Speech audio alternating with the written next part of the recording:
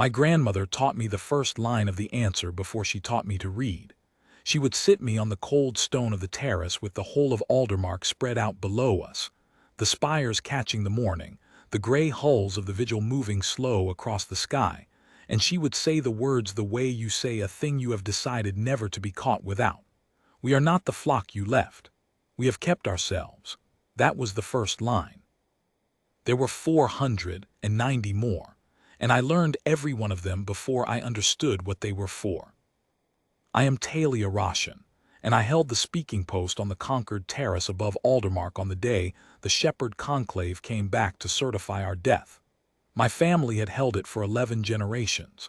11 generations of envoys who never once got to use the thing they had memorized, who lived and died with the whole answer sealed behind their teeth, waiting for a day that never came in their lifetimes. I used to think we were the keepers of a superstition, a ritual that had outlived its reason, the way old families keep a key to a house that fell down centuries ago. I was wrong, and I learned I was wrong at 11 o'clock on a bright cold morning, with the sun full on the platform and no cloud in the sky to hide behind. You have to understand what the sky over Aldermark looked like that morning, because the whole of what happened next turns on it. It was an ordinary day. That is the part I keep returning to. Nothing had warned us. The Vigil fleet was where it always was, 4 of the long gray ships strung across the high blue at their patient stations, so far up they looked like slivers of slate laid on glass. Beyond them, the Aegis span crossed the sky the way it did every clear day. The great orbital ring we had spent 9,000 years building and rebuilding, a bright thread from horizon to horizon, close enough on a clear morning to see the traffic moving along it like a line of slow sparks. The spire cities went up in every direction, kilometers of them, glass and gray alloy and the green terraces we grew our air in, and above the farthest of them the harbor platforms hung in the daylight where the in-atmosphere ships moored. It was a working sky, a lived-in sky, the sky of a world that had a great deal to do and was quietly, competently doing it. That is what the conclave saw when it came through the high dark and out into our daylight. It expected a grave. It found a city that had not noticed it was supposed to be dead. The barge came first. We had a name for it before it ever arrived because the memory keepers had described it in the old records with a precision that turned out to be exact. A slow gilt hull, long and heavy and ceremonial, built not for war but for procession, the way a court is built and not a fort. The conclave did not come to fight. That was the whole arrogance of the thing. They came to hold a proceeding. The barge was their courtroom, and the 3 tenders that slid out of the dark behind it were not warships either. Not really. They were reaper tenders, salvage hulls with the long articulated arms folded against their flanks, built to strip a dead world of the one thing the conclave valued in it and carry that thing away. They came to certify a death and collect an inheritance. They brought no army because you do not bring an army to a funeral.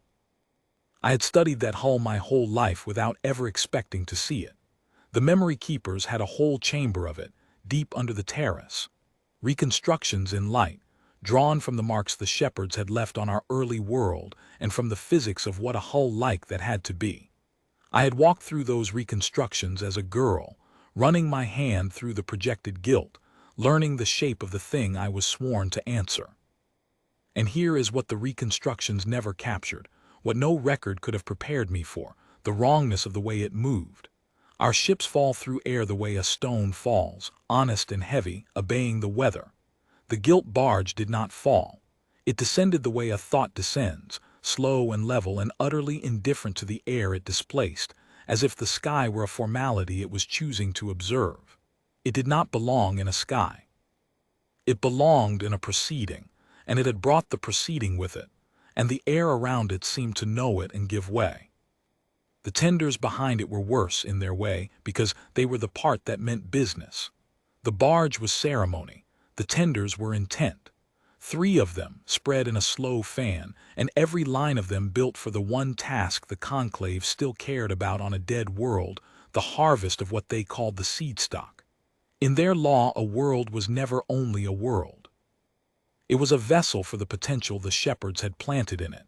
And when a flock failed, the shepherds came back not to mourn it but to recover the investment, the deep patterns, the buried inheritance, whatever it was they took from the bones of a dead world to carry to the next garden. The long folded arms on those tenders were built to reach into a grave and take. I looked at them coming down through our bright daylight, 3 patient reapers spread behind a courtroom, and I understood in my body what the records had only ever told me in words. They had not come back to see how we were. They had come back to collect us. I was on the terrace when the sky changed. I felt it before the alarms, a pressure, a wrongness, the light going strange as the gilt hull came down through the upper air and caught the sun. Then the terrace systems woke under my hands, and the old proceeding signal came through on a channel we had kept open and swept and maintained for 100,000 years without ever once hearing anything on it. That was the moment my legs went, honestly. 11 generations of an open channel that had never carried a single word, and now it was carrying a voice, and the voice was speaking the old formal tongue of the conclave, and it was opening a proceeding. I want to be careful here about how they sounded because it matters. They were not cruel. That is the thing people always get wrong when I tell this. They were not snarling conquerors.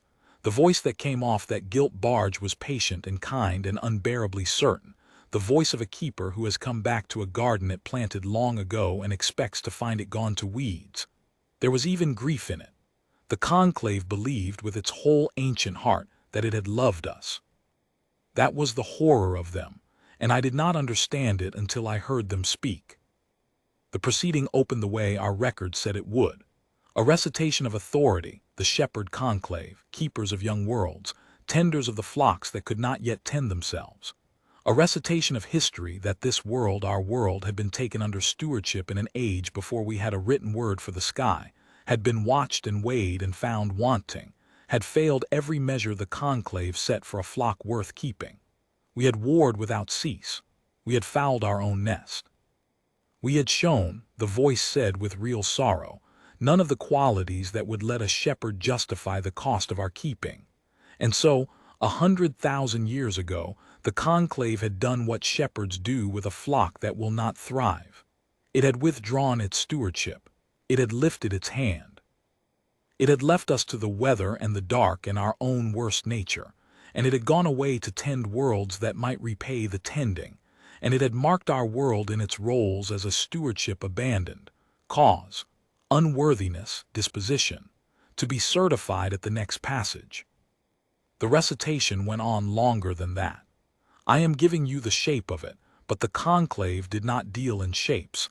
It dealt in the full weight of its own history, and it laid that weight out over my city with the thoroughness of an authority that had never once been interrupted. It named the measures we had failed. It had a name for each of them in the old formal tongue, and the memory keepers had preserved those names too, so that as the voice spoke them, I could hear the record and the reality locked together like two halves of a thing machined to fit. The measure of self-governance, which they said we had failed because we warred. The measure of stewardship of the nest, which they said we had failed because we fouled our world. The measure of the long view, which they said we had failed most of all, the capacity to hold a purpose across more time than a single life, to want a thing and keep wanting it past the death of everyone who first wanted it. That was the one they lingered on. The conclave believed we could not hold a purpose across the generations. They believed we were creatures of the moment, hot and short and self-consuming, and that a flock which could not think past its own lifespan could never be worth the cost of keeping. I listened to them say that, standing on the cold stone of a terrace my family had held for 11 generations, keeping a vow across 100,000 years, and I did not laugh, because you do not laugh at a court. But something in me went very quiet and very clear. They had abandoned us for our failure to hold the long view. And the whole of the answer I was about to give them was itself the proof of the long view, a purpose held across 100,000 years, past the death of every soul who first swore it, kept whole and faithful mouth to mouth, and stone to stone until the day it was needed. They had left us to die for lacking the exact thing they were, at that moment, about to be answered by. I do not think they understood the irony even after. I'm not sure a thing like the conclave can understand irony. But I understood it, standing there, and it steadied me more than any line my grandmother ever taught me. This was the next passage. They had come back to sign the certificate. I listened to the whole of it standing very still with my hands flat on the cold stone, and I felt something happen in me that I had not expected. I had spent my life thinking of the answer as a duty, a thing my family carried. Standing there, hearing that patient, sorrowful voice explain to the open air of my city that we had been weighed and found unworthy of the trouble of saving, I stopped being dutiful. I got angry, in a slow, cold way that had nothing hot in it at all, and I understood for the first time in my life exactly why the answer had 491 lines, and why every one of them had been kept. Because here is what the conclave did not know, coming down through our daylight expecting a grave. It did not know what we had done with the 100,000 years. I have to go back to tell it right. I have to tell you about the withdrawal, the way we kept it, because that is the thing that made the answer possible, and it is the thing the conclave never once thought to check. We did not at first know we had been abandoned. How could we? We were a young world in an age before writing, and when the shepherds lifted their hand from us there was no announcement, no skyborne farewell. There was only slowly an absence. The records of that age are more song than history, the great famines, the long ice, the centuries when it seemed the sky itself had turned its back. Later, much later, when we had built the instruments to look and the memory to hold what we saw, we found the shape of it in our own bones and in the marks left on the world. A stewardship that had shaped our early ages, and then a hard, clean edge where the shaping stopped, and we were left to grow or die on our own. We reconstructed the withdrawal the way you reconstruct a crime from the scene. And when we understood it, when we finally, fully understood that something old and vast had looked at us in our infancy, and decided we were not worth the cost of tending, and had left us to die, and had every intention of coming back one day to see whether we'd had the decency to finish the job, a thing settled into the human spine that has never left it. I have spent time in the reconstruction chambers more than most, because it was my inheritance to understand the thing I was sworn to answer. The memory keepers can show you the edge of the withdrawal if you know how to read it. There is a layer in the deep ice, and a corresponding mark in the old genomes, and a break in the pattern of our earliest myths, all of them lining up at the same horizon of time like the rings of a struck bell. Before that horizon, our world was tended. You can see the shepherd's hand in the way certain things came easily to us that should have come hard, the way a garden shows the gardener even after the gardener is gone. After that horizon, nothing came easily. The record turns brutal. The famines, the ice, the long diebacks, the ages when our numbers fell so far that a keeper walking the reconstruction chamber has to stop and stand a while before the little flickering count of us, so nearly gone. We came within a breath of proving the conclave right. That is the part the songs do not say plainly, but the keepers know it. There were centuries when we very nearly died, exactly on schedule, exactly as the shepherds had wagered we would.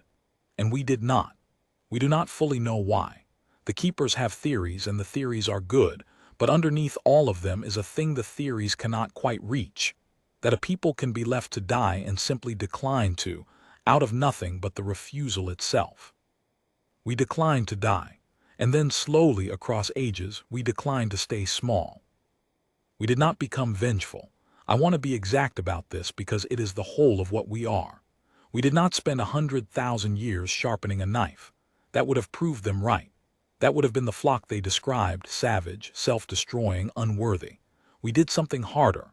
We decided as a species, over a span of time so long it stopped being a decision and became simply what we were, that we would make ourselves into the thing they said we could not be, not to spite them, to be free of them. We built and we remembered and we governed ourselves and we grew, and we did it with the specific, patient generations, deep discipline of a people who have been told they will amount to nothing and have chosen to let the answer be the whole shape of their existence rather than a single hot word. And we kept the vow to answer. That was my family's part and 1,000 families like it. We did not know when the shepherds would come back. The records only said they would at some passage to Certify. So we kept the channel open. We kept the terrace manned. We wrote the answer and we refined it across the generations, and we passed it down mouth to mouth and stone to stone. 491 lines built to say one thing in a form the conclave could not dismiss. We are not the flock you left. We have kept ourselves. You do not have standing to judge a world that raised itself. Withdraw your proceeding and go. I want to tell you how the keeping was actually done, because it is easy to say a family held a vow for 100,000 years and hard to feel what that means. It was not done with monuments. Monuments fall, and a vow that lives in a monument dies when the monument does. It was done in the way my grandmother did it with me, on the cold stone of the terrace in the morning, one voice into one ear. She had learned it the same way from her grandmother, and back, a chain of mornings 100,000 years long. There were centuries in that chain that history barely remembers, ages when the world nearly went dark, and still the chain held some keeper in some hard year, sitting a child on the stone and saying the first line into the cold. We are not the flock you left. I have wondered since about the keepers in the worst of those years, the ones who kept the vow whole through famine and ice when there was every reason to let it go, when the shepherds must have seemed like a story told to frighten children, when the channel had been silent for so long that keeping it swept must have felt like sweeping a grave. They kept it anyway. They did not get to see the day.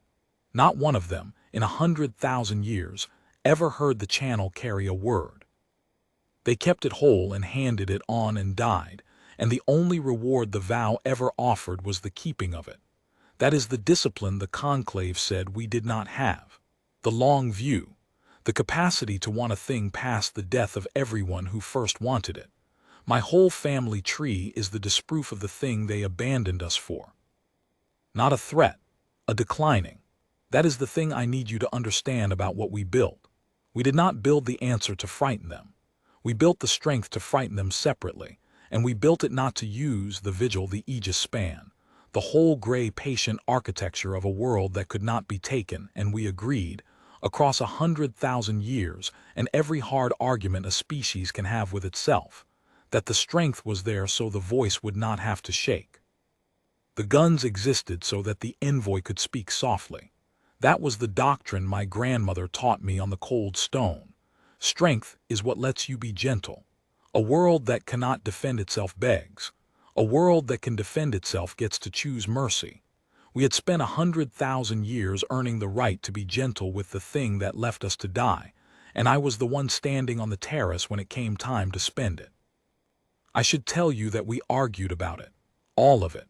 100,000 years is a long time for a species to hold a single posture, and we did not hold it easily or without dissent. There were ages when the loud voices wanted the guns pointed and ready and aimed.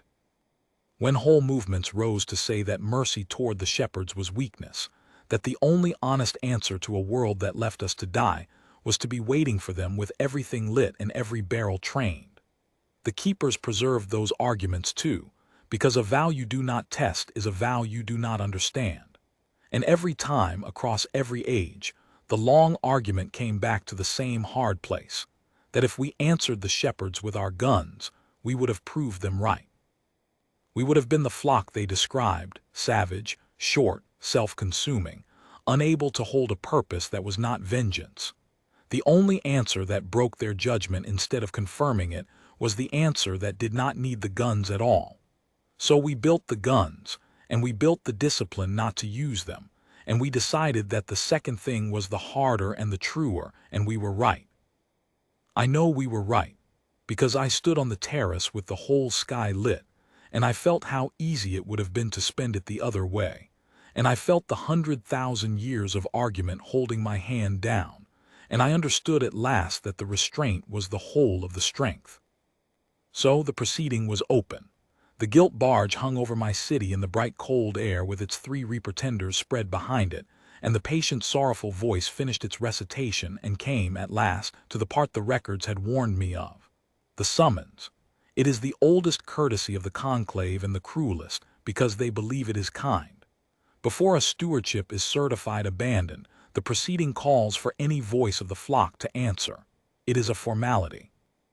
In every certification the conclave had ever held, across every dead world it had ever come back to sign away, the summons had gone out into silence because the flocks were always gone. That is why they withdraw stewardship from a world, because they are confident it will die. The summons is the shepherd standing at the grave, asking if anyone objects, certain that no one will. Let any voice of this flock that would answer the proceeding. The barge said into the daylight over Aldermark, answer now. And I want to tell you what happened in the sky before I tell you what I said, because the sky answered before I did, and it answered better than any voice could. The vigil moved, not toward them. That is the thing I need you to understand, and the thing that broke the conclave. The 4 gray ships did not turn on the barge or bring anything to bear. They simply woke, all 4 at once, and the light of them changed as their systems came full up, and they held their stations. 4 kilometers-long warships lighting to full readiness, and then holding deliberately in plain view. Behind them the aegis span brightened along its whole length as the ring came to attention, a bright thread from horizon to horizon suddenly full of purpose. And below, across the whole of Aldermark and the spire cities beyond it, the ground defenses came up, not firing, not aiming, only lighting, tier on tier of them climbing away into the distance. A whole world quietly showing the shepherds exactly how ready it was, and exactly how much it was choosing in that moment not to do. I have to tell you what that was like from the terrace, because a person forgets, hearing it described, that I was standing under all of it. It did not happen the way a battle happens, all at once and loud. It happened the way a tide comes in, a spreading, an accumulation, a thing you feel in your chest before you understand it with your eyes. First the vigil, the 4 gray slivers high up going from slate to something lit and awake. Then the span, the whole bright thread of it running to attention from one horizon to the other, so that the sky itself seemed to draw a line under the barge. Then the ground, and the ground was the part that took my breath, because I had never seen it come up. No one alive had. The tiers climbed away from the city in every direction, further than I knew they went, a readiness I had lived my whole life on top of without ever seeing it wake, and it woke now, silent, tier on tier receding into the haze until the farthest of them were only a suggestion of light against the distant mountains. 100,000 years of preparation, all of it lighting at once and none of it firing. The whole architecture of a world that had decided, long before I was born, exactly what it would show the shepherds and exactly what it would hold back. And it was silent. That is what I want you to feel. All of that power came up around the gilt barge and not one weapon spoke. The sky over Aldermark filled with the lit readiness of a world that could have ended the proceeding in a sentence, and the world held its breath and its fire together, and the silence of it was louder than any shot could have been. Because a shot is a decision made and finished. Silence from a world that has plainly chosen to keep its hand down is a decision being made and held, moment by moment in front of you. And there is nothing more frightening than a power that is choosing, right now, in plain sight, not to use itself on you. The conclave went silent. The patient voice stopped mid-formality. I have imagined many times since what it was like on that gilt barge. The readers and the keepers who had come to sign a certificate, bending over their instruments, watching a world they had marked dead 100,000 years ago light up around them tier on tier, warships and orbital ring and ground array, and the great working sky of a civilization that had built itself past them, while they were off tending gardens that repaid the tending. They had come expecting a grave and an echo. They got a fortress that outclassed them, and a silence that was not empty at all. A silence that was a whole species choosing, with terrible discipline, to keep its hand down. That was the moment they should not have come back. I saw it happen, though I could not see their faces. I saw it in the way the re-pretenders drew in behind the barge, the long arms folding tighter against their flanks. I saw it in the way the barge itself rose, just slightly, the way a man leans back from a table when he realizes the room has changed around him. They had understood all at once that the summons they had sent out as a formality was about to be answered, and that they were not the ones holding the proceeding anymore. I put my hands flat on the cold stone of the speaking post, and I opened the channel that 11 generations of my family had kept swept and ready and silent, and I answered. I did not use all 491 lines. I want to be honest about that, because the records make it sound like I stood there and recited the whole answer like scripture, and I did not. When it came to it, standing in the sun with the vigil lit above me and the whole weight of the kept vow in my chest, I found I did not need most of it. The answer was written long, across the generations, because no one who wrote it knew which parts would matter, and so they armored it against every argument the conclave might make. But standing there, I could feel which parts mattered, and I spoke those, and I let the rest go. I told them we had heard the proceeding. I told them we knew what they were, keepers of young worlds, tenders of flocks, and that we had once been one of their flocks, and that they had weighed us in our infancy and found us wanting and lifted their hand and left us to die. I told them we knew this not as a grievance but as a fact, the way you know the shape of the bone that was broken and healed. I said the first line my grandmother taught me, the one I learned before I could read. We are not the flock you left, we have kept ourselves. I felt the words go out of me, and I felt, at the same time, the whole chain of mournings behind them, every keeper who had ever said that line into a child's ear on the cold stone, all of them standing behind me in that moment, the 100,000 years of them, and I was only the last mouth in a line 100,000 years long, saying the thing they had all kept whole for me to say. I did not feel alone on the terrace. That is the thing I remember most clearly. I felt held up by every soul who had ever kept the vow and never got to spend it, and I said their words for them, at last, into a channel that had waited 100,000 years to carry them. And then I said the thing the whole answer was built around, the thing 100,000 years of my ancestors had refined down to a single clean edge, and I said it gently, because we had earned the right to say it gently. I told them they no longer had standing. A shepherd tends a flock that cannot tend itself. That is the whole of a shepherd's authority, and the moment a flock rises and keeps itself, the shepherd's hand has nothing left to hold. They had withdrawn their stewardship 100,000 years ago. They had, by their own law, unmade the bond that gave them the right to judge us in the very act of abandoning us. And in the long dark sense, we had done the one thing that finished it. We had raised ourselves. We had become, by every measure they had once set and by many they never imagined, a world that tended itself. They had not come back to certify a death. They had come back to a world that had grown past the need of them, and there was nothing in their law, nothing in the whole apparatus of their patient, sorrowful authority, that gave them the standing to hold a proceeding over a peer.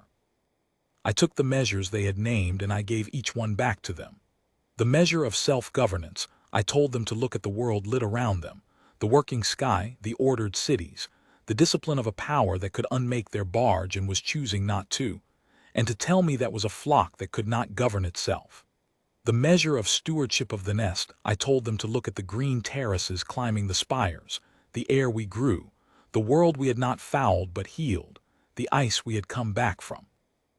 And the measure of the long view, the one they had lingered on, the one they had abandoned us for, I told them that the very voice they were hearing was the proof of it, that they were being answered by a vow held whole across 100,000 years, past the death of every soul who first swore it, kept faithful mouth to mouth, and stone to stone through famine and ice, and every age that had reason to let it go. I told them a flock that could not hold the long view could not have kept this vow, and that the fact of my speaking it to them at all was the answer to the measure they thought we had failed most. I told them the lit sky above me was not a threat. That was the hardest line and the truest, and I made myself say it slowly. I told them we could end their barge and their tenders in the time it takes to speak a sentence, and that they could see we could, and that this was precisely why we would not. A world that could not defend itself would be begging them right now for its life. We were not begging. We were declining. We were declining to be judged, declining to be certified, declining the whole proceeding. And we were doing it with our guns lit and silent because a people that has earned its strength gets to choose what it does with it. And we chose, in front of the very authority that left us to die, to let them leave alive. And then I told them to withdraw the proceeding and go. And I told them we would keep the channel open, the way we always had, in case a day came when they wished to speak to us not as shepherds to a flock, but as one kept world to another. And I closed the answer with the last line, which is not a threat and not a triumph, which my grandmother said was the whole point of the 490 before it, the line we had spent 100,000 years earning the right to mean. We remember what you did, and we forgive it, and we do not need you. Go in peace. The silence after that went on a long time, long enough that I began to wonder if I had gotten it wrong, if the whole vow had been built on a misreading, if the shepherds would answer the lit sky with something worse than a proceeding. I stood very still with my hands on the stone and the sun on my face, and I waited. And above me, the vigil held its stations, and the aegis span burned bright along its whole length, and the whole ready world held its breath and its fire together. Then the barge answered, and this is the part I have never fully found the words for, because the patient, sorrowful voice, when it came back, had something new in it. Not fear, they were too old and too vast for simple fear. Something closer to grief, but a different grief than the one they'd arrived with. They had come mourning a flock they believed they had failed to save. What they found was a world that had never needed saving, that had done the thing they abandoned it as incapable of doing, and had done it in the dark, alone, out of exactly the qualities they had certified we lacked. I have thought about this for the rest of my life. I think we broke something in the conclave that morning. Not their hulls, their certainty, the whole idea of themselves as the shepherds without whom the young worlds die. We were the proof that a world they'd written off could raise itself, and we were standing there lit and gentle and declining their authority, and there was nothing in 100,000 years of their law that had a place for us. The proceeding, the voice said at last, is closed, unresolved. Not certified, not withdrawn, unresolved. It was the only ruling their law allowed for a thing that did not fit, a stewardship that could be neither confirmed, abandoned, nor reclaimed, because the flock had become something the categories did not cover. Unresolved. They wrote our world into their ancient rolls as a case they could not close, and I have always thought that was the most honest thing they ever did. Then the gilt barge rose, slow and heavy and ceremonial as it had come, and the three re-pretenders drew in behind it with their long arms folded tight and never once unfolded, and the whole procession lifted back up through our bright daylight and into the high dark, and they went. They did not certify us. They did not fight us. They did not welcome us as peers, either. That would have cost them too much that morning. They simply left the proceeding open forever and withdrew, and the last of the gilt hull went out of our sky around noon, and the day went on being an ordinary day, which was somehow the strangest part of all of it. The vigil stood down within the hour. The aegis span dimmed back to its working brightness. The ground array went dark, tier on tier, the readiness folding back into the patient architecture of a world that had, once again, shown what it could do and then chosen not to do it. By evening the sky over Aldermark looked exactly as it had that morning, the gray hulls at their stations, the bright thread of the ring, the spire cities catching the last of the light. A working sky, a lived-in sky. As if nothing had happened at all. I stayed on the terrace long after the barge was gone, longer than I needed to, watching the tiers go dark in the distance. There is a thing that happens to you when a purpose you have carried your whole life is finally set down, and it is not the thing you expect. I had thought I would feel triumph. I did not feel triumph. I felt the enormous quiet of a weight lifted, and under the quiet, a grief I had not been ready for, grief for all the keepers who kept the vow and never got to spend it. Grief that it had fallen to me and not to them.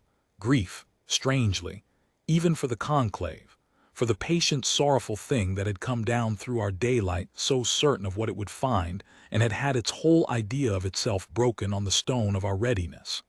I had not expected to grieve for them.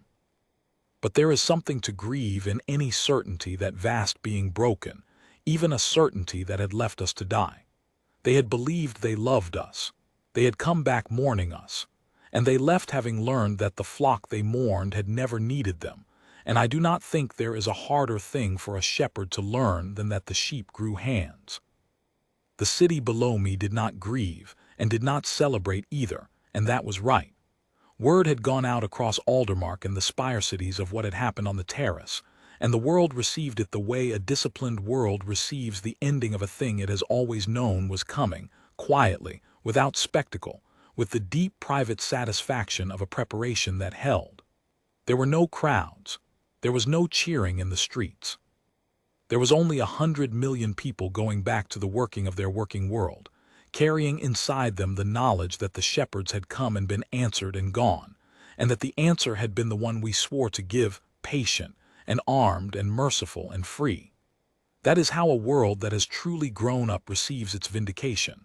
Not with noise, with the quiet of a thing long expected, arriving at last, exactly as prepared for. But something had happened. I felt it walking down from the terrace that evening with the whole answer spent in quiet in my chest for the first time in 11 generations. My family had held the speaking post for 100,000 years, waiting for a day we all half believed would never come, keeping a channel open and a vow whole across more time than most species get to exist. And the day had come, and I had stood on the cold stone and spent the vow, and it had held. The words my grandmother taught me before I could read had done the thing they were built to do. We had answered the shepherds. And we had answered them the way we swore we would, not with the guns, though the guns were lit, not with vengeance, though we had every right to it, but with a single prepared voice speaking gently from a world that had already saved itself. I have thought many times since about the arrogance that brought them back. They were so certain. 100,000 years, and they never once thought to check whether the grave was empty before they came to sign the stone. That is the thing about a shepherd who has decided a flock is unworthy. The decision closes something in them, and they stop looking. They marked us dead in an age before we had a word for the sky, and they never looked again, and they came back 100,000 years later still holding that first cold judgment like a key to a house they were sure had fallen down. And the house had not fallen down. The house had grown into a city that outreached anything they had, and the flock they'd abandoned had raised itself past the need of shepherds, and all it took to break their certainty forever was one voice from the terrace and a sky that lit and held its fire. I have come to think that this is the deepest thing we learned from them, deeper even than the vow, that a judgment, once made, becomes a kind of blindness. The conclave did not fail to see us because they were stupid. They were older and vaster than anything we will be for ages yet. They failed to see us because they had already decided what we were, and a mind that has decided stops gathering evidence. They looked at an infant world once, weighed it, wrote the verdict and closed the book, and for 100,000 years the verdict was the only thing they knew about us. They never learned that we lived. They never learned that we grew. They came back to read us the verdict of an age we had left behind before we had language, and they were genuinely astonished, in their patient, sorrowful way, to find that the thing they had judged had gone on being a thing after they stopped watching. We keep that lesson now, harder than any other. We have young worlds of our own in view, out in the dark, worlds we might one day be tempted to weigh and file and forget. We will not. We were the flock that was weighed and filed and forgot, and we know now what that costs, and we know now that no judgment is ever safe to close, because the thing you judged goes on living whether or not you keep looking. That is the inheritance the shepherds left us that they never meant to. They taught us how not to be them. My granddaughter sits on the cold stone now some mornings, with the whole of Aldermark spread out below, and the gray vigil moving slow across the sky, and she is learning the answer the way I did, mouth to mouth and stone to stone. She asked me last week why she has to learn all 491 lines when I only used a handful of them. I told her what my grandmother told me. You keep the whole of it because you do not know which day is coming or what it will ask of you. You keep it because a vow you only half keep is a vow you have already broken.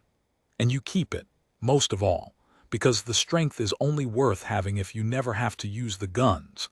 And the only way to earn the right to a soft voice is to have the hard answer whole and ready behind your teeth, kept faithful across every generation, spent gently on the one morning it is finally needed. We are not the flock they left. We kept ourselves.